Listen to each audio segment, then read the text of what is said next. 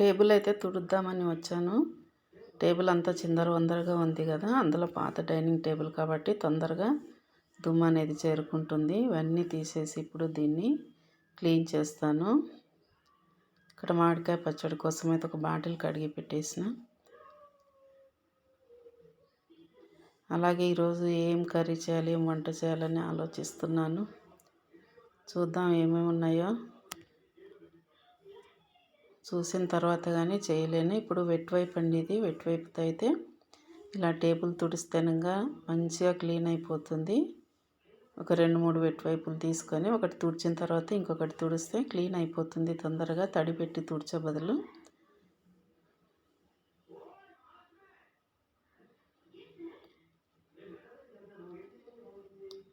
ఒక water bottle ఇది B12 tablets అండి. నాకు బ్లడ్ తక్కువగా ఉంది, అలాగే అప్పుడప్పుడు హెల్త్ బాగోట్లేదు కాబట్టి ఇవన్నీ వాడుతున్నాను నేను. చూడండి ఎంత క్లీన్ అయిపోయిందో టేబుల్ అయితే బాగా. ఇంకొకటి పెట్టి ఇలాగే నీట్గా తుడిచేస్తే మొత్తం క్లీన్ అయిపోతుంది. ఇంకా పాత వస్తువులు అంతే కదా, తొందరగా దుమ్ము చేరుతాయి. అందులో పాత ఇళ్ళు కాబట్టి దుమ్ము అనేది తొందరగా పేరుకుపోతుంది. ఇలా తుడిచేసాను. తుడుచుకుంటూ ఆలోచిస్తున్నా ఏం కూర చేయాలని. ఇంట్లో ఏమున్నాయో చూస్తాను. ఫ్రిడ్జ్ అయితే ఓపెన్ చేసి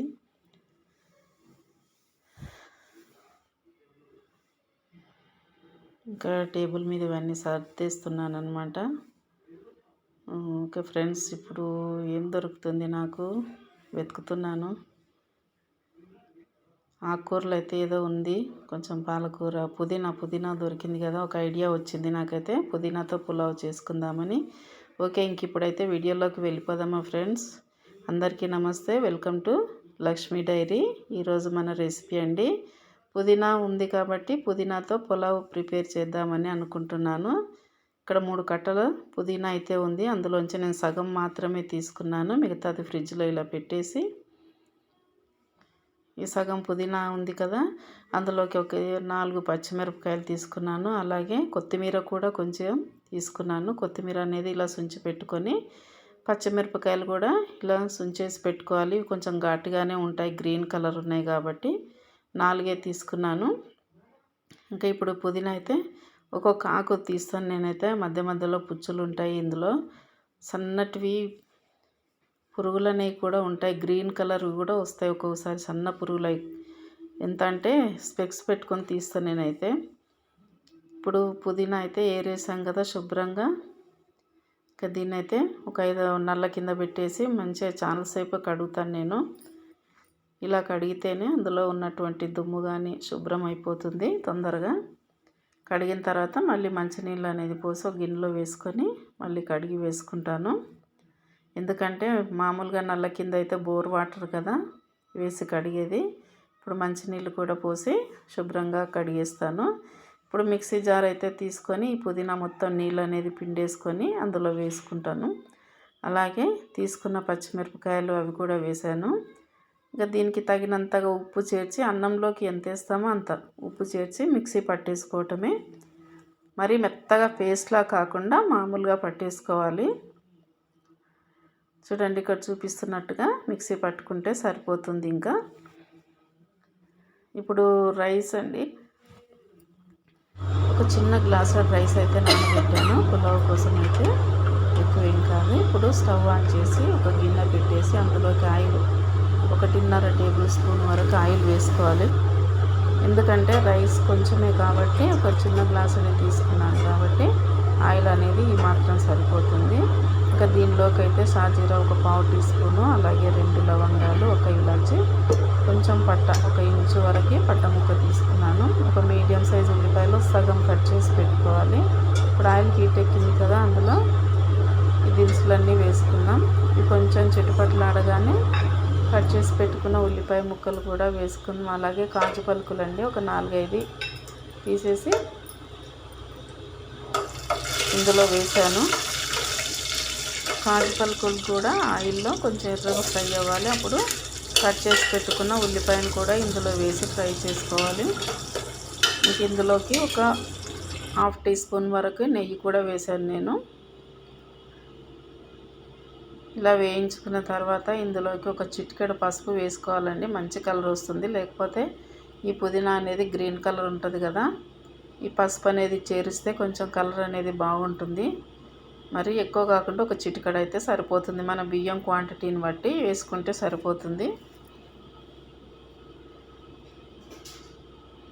ఇప్పుడు ఉల్లిపాయ కూడా మంచిగా ఫ్రై అయిపోయింది కదా. మిక్సీ పట్టుకున్న పేస్ట్ ఉంది కదా, పుదీనా పేస్ట్ కూడా ఇందులో సరిపడినంతగా వేద్దాము. నేను ఎక్కువ బియ్యం వేద్దాం అనుకున్నాను కానీ కొంచెం తక్కువ వేసాను కాబట్టి కొంచెం మిగిలిపోయింది పుదీనా పేస్ట్ అనేది.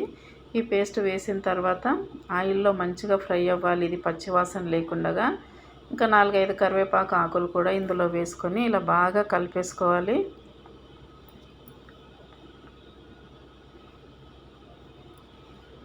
ఇది మరి పచ్చివాసన లేకుండా మంచిగా దీంట్లో ఆయిల్లో ఫ్రై కావాలి.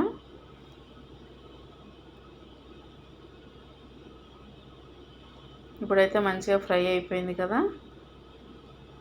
ఇంకా దీనికోసం వాటర్ అండి, ఒక గ్లాస్ బియ్యం కాబట్టి 2.5 గ్లాస్ వాటర్ తీసుకున్నాను. ఎందుకంటే పుదీనా వేసాం కాబట్టి కొంచెం వాటర్ అనేది ఎక్కువే పడుతుంది.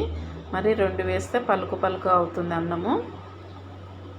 ఈ వాటర్ వేసుకున్న తర్వాత మసిలేంత వరకు ఇంకా మూత పెట్టేసుకోవడమే. ఆల్రెడీ ఉప్పు అయితే నేను మిక్సీ వేసినప్పుడు వేసాను కదా, ఉప్పు అనేది సరిపోతుంది. ఇంకా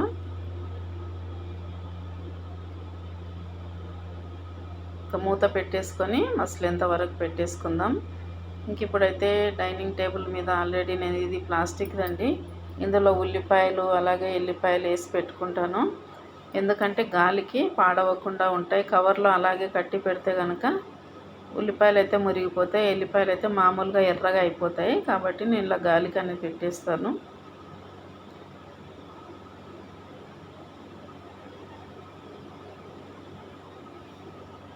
ఇంకా కొన్ని సామాన్లు అయితే చిందర వందరగా ఉన్నాయి, అవన్నీ సర్దుకోవాలి. పిల్లలు ఎక్కడంటే అక్కడ వేస్తారు కదా.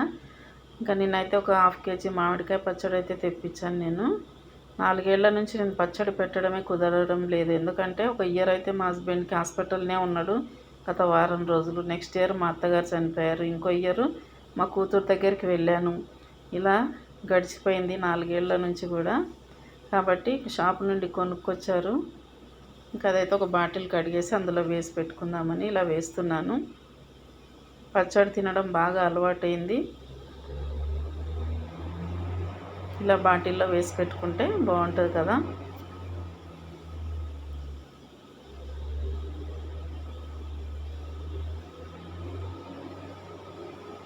ఇంట్లో పెట్టుకుంటే పచ్చడి బాగుంటుంది, కానీ పెట్టలేదు కాబట్టి ఇంక అప్పుడప్పుడు ఇలా కొనుక్కొచ్చుకొని తింటాం. 1/2 కేజీకి 130 రూపీస్, ఇలా ఇంత అయింది బాటిల్లో. ఇంక ఇప్పుడు స్టవ్ మీద పెట్టిన అన్నం కూరకైతే వాటర్ అనేది బాగా మరుగుతుంది కదా.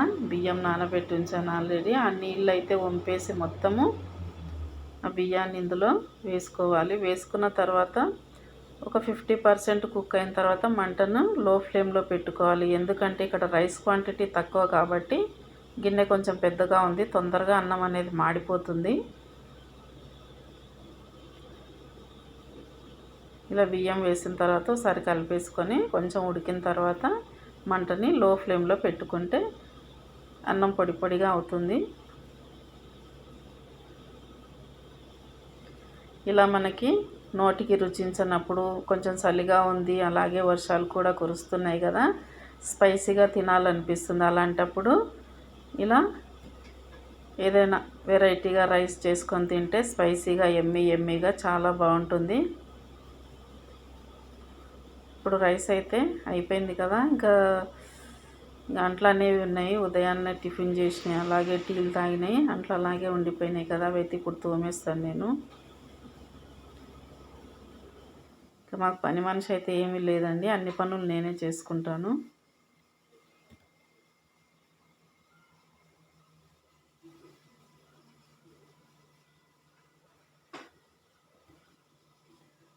ఫ్రెండ్స్, ఈ వీడియో నచ్చితే ఒక లైక్ ఇవ్వండి, షేర్ చేయండి, కమెంట్ రాయండి. మన ఛానల్ని సబ్స్క్రైబ్ చేసుకోండి. సబ్స్క్రైబర్స్ రావటం లేదు, వ్యూస్ రావటం లేదు. ప్లీజ్ దయచేసి సబ్స్క్రైబ్ చేసుకోండి, వీడియోని చూడండి. ఇప్పుడు ఇక్కడ రైస్ మొత్తం ప్రిపేర్ అయిపోయింది కదా.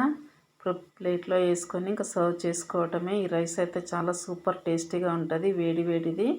ఇంకా ఇందులోకి ఏ కర్రీ అవసరం లేదు. కొంచెం పక్కకి పెరుగు పెట్టుకొని అద్దుకొని తింటే కనుక చాలా బాగుంటుంది. నేను పెరుగు అయితే తినను కాబట్టి ఊరికే చూపిస్తున్నాను. ఉట్టి రైసే తింటాను. ఇంకా అంతేనండి, ఈ పూటకైతే భోజనం ఇలా గడిచిపోయింది.